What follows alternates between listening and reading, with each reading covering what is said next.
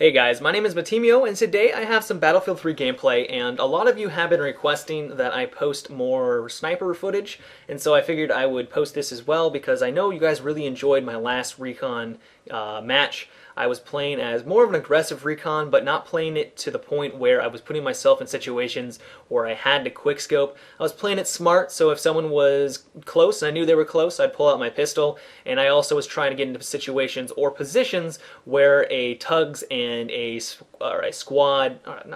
spawning beacon would be really effective. And that's really what I try to do on this video or on this match. I'm playing Rush, Strike at Karkand. I do extremely well. My team is able to push throughout the entire map. I believe I get first place easy, and overall it was just really fun. So for this first base, pretty much what I tried to do was get into the middle base or the middle houses and then place a spawning beacon in them. Second floor is usually the best place because you can guard it effectively and it's not really out in the open. So I put it down in there, also put an MAV down as well so I could get some detection around that location.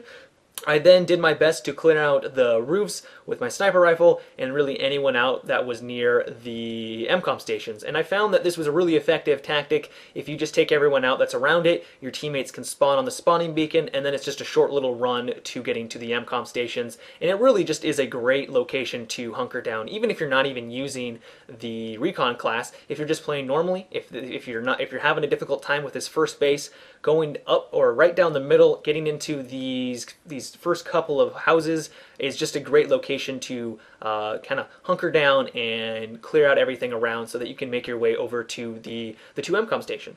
So I find that a lot of people think that the Recon class really isn't that effective on offense and rush, and for the most part they're kind of right because using the bolt-action rifle in close quarter engagements really isn't that effective, and if you're going for quickscopes all the time, for the most part you're going to die a lot, and they're really only good for montages, and those really don't even excite me that much because it's just you knew that was just a lucky shot. And I know those close quarter quickscopes, there is a lot of skill involved, but still, I mean, most of the time if you're going only for quickscopes up close, you're going to be dying a lot. So you would be more effective if you are using the general kit weapons. Those are a lot better up close, but for the most part a lot of players think that the Recon class is only in the backfield, they're only shooting down corridors, they're not really pushing up towards the objective. And while in some situations that's fine, if they're back towards the spawn, that's okay.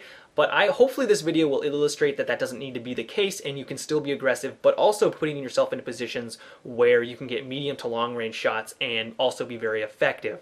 So what I'm trying to do in this video and on this match is to put myself into a situation, like I said, on top of that roof in the middle for the first base. It had great line of sight on both the objectives, but also every time I go for a shot, it's always direct. I'm always aiming directly for the head. I find that if you go for really long ball shots and you're having to adjust a lot for bullet drop, you're gonna, for the most part, miss a lot of the shots. I have a really hard time compensating for bullet drop, not just because I'm compensating for the bullet drop, but trying to predict an enemy's movement when they are running around sporadically can be very difficult. So what I like to do, like I said, is to put myself into situations where I just have to really shoot for the head, or maybe just like the tip of their head. And I find that if I put myself into those medium to long range engagements, I'm going to win a lot of the shots, I'm going to win a lot of the engagements, and it's just going to make the process a lot more enjoyable. And throughout this entire video, hopefully that will become evident because I am putting myself into those situations. So one thing that I find a lot of players really don't take advantage of is the MAV and the tugs. I'm not really sure why, because in my opinion, these are one of the most powerful tools on the battlefield. They essentially allow you to know exactly where the enemy is in a location. And if I'm using the MAV, I will just fly it around. I don't fly it around for very long. I'll get a couple of spots off, but then I will place it down in a location where I know there's going to be a lot of foot traffic. So placing it near an MCOM station is usually a good bet. And then I will go back to sniping and trying to help my team out. You really don't need to be up in the air for the MAV to be effective. If you just place it, like I said, near a location where you know there's going to be a lot of foot traffic, you'll get a lot of spot assists, and that's going to contribute to your score. You're going to get a lot more ribbons, which is also going to improve your score, and it's just going to make pushing towards objective that much easier because you're going to know where the enemy is for the most part. I mean, it doesn't tell you where a camping enemy is, but you can't have everything. So if you're not using the MAV as a recon class or the tugs, I highly recommend it. Just place it down when you're attacking objectives, or even if you're in a location where you think there's going to be a lot of foot traffic.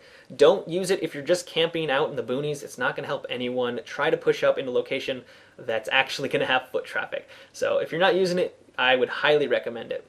So this about wraps up the video, guys. I do hope you enjoyed it, and if you did, I would appreciate it if you give this video a rating, and also if you'd like to see more videos from me, more Battlefield 3, more sniping action, I recommend that you subscribe to my channel and also follow me on Twitter. But until next time, guys, have a good one, and take it easy.